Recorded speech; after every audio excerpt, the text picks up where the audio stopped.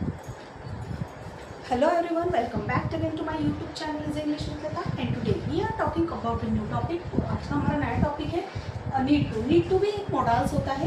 Then उसके बाद अगर हम बात करें नीड का टू का मतलब होता है ज़रूरत या आवश्यकता। ये ज़रूरत या आवश्यकता शो करता है। जैसे तुम्हें यहाँ आने की ज़रूरत है, उसे इंग्लिश सीखने की ज़रूरत है, उसे बोर्ड पर लिखने की ज़रूरत है, मुझे चैप्टर एक्सप्लेन करने की ज़रूरत है, उसे मोबाइल देखने की ज़रूरत है, उसे टीवी देखने की ज़रूरत है या फिर उन्हें सीरियल देखने की ज़रूरत है। तो इस तरह के सेंटेंस हम इसमें बनाते हैं। हम इसके स्ट्रक्चर की बात करें, पहला होता है हमारा अफर्मेटिव सेंटेंस, दूसरा होता है हमारा नेगेटिव सेंटेंस, तीसरा होता है हमारा इंट्रोगेटिव सेंटेंस, चौथा होता है हमारा WH पैटर्न और पांचवा होता है हमारा हु पैटर्न। अगर हम सेंटेंस की बात करें आई, वी, यू और दे के साथ हम किसका यूज़ करते हैं? नीड का। और ही, शी, इट और नेम के साथ हम लगाएंगे नीड्स। वैसे ही नेगेटिव सेंटेंस में आई, यू, वी और दे के साथ हम लगाएंगे डू और ही, शी, इट और नेम के साथ हम लगाएंगे डस। तो चलिए बनाते हैं इसके सेंटेंस। जैसे माँ को खाना बनाने की ज़रूरत है तो मदर के साथ क्या लगेगा? नीड्स। तो mother needs to cook food, माँ को खाना बनाने की ज़रूरत नहीं है। Mother does not need to cook food, क्या माँ को खाना बनाने की ज़रूरत है?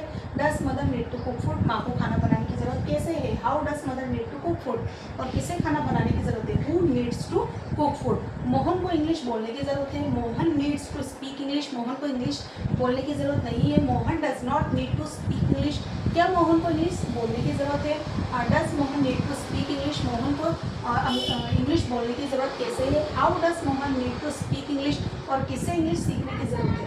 किसे इंग्लिश बोलने की ज़रूरत है? Who needs to speak English. मुझे सेंटेंस बनाने की ज़रूरत है, आई के साथ लग जाएगा need. I need to make sentence, मुझे सेंटेंस बनाने की ज़रूरत नहीं है। I do not need to make sentence, क्या मुझे सेंटेंस बनाने की ज़रूरत है? Do I need to make sentence, मुझे सेंटेंस बनाने की ज़रूरत कैसे है? How do I need to make sentence, और किसे सेंटेंस बनाने की ज़रूरत है? Who need to make sentence. अगर हम बात करें मुझे बोर्ड पर लिखने की ज़रूरत है, I need to write on the board, मुझे बोर्ड पर लिखने की ज़रूरत नहीं है। I do not write on the board, क्या मुझे बोर्ड पर लिखने की ज़रूरत है? Do I need to write on the board, मुझे बोर्ड पर लिखने की ज़रूरत कैसे है? How do I need to write on the board, और किसे बोर्ड पर लिखने की ज़रूरत है? Who needs to write on the board. अगर हम बात करें अगले सेंटेंस की कि सीता को पत्र लिखने की ज़रूरत है, Sita needs to write a letter, Sita को पत्र लिखने की ज़रूरत नहीं है। Sita does not need to write a letter, क्या सीता को पत्र लिखने की ज़रूरत है? Does Sita needs to write a letter, Sita को पत्र लिखने की ज़रूरत कब है? When does Sita needs to write letter, और किसे पत्र लिखने की ज़रूरत है?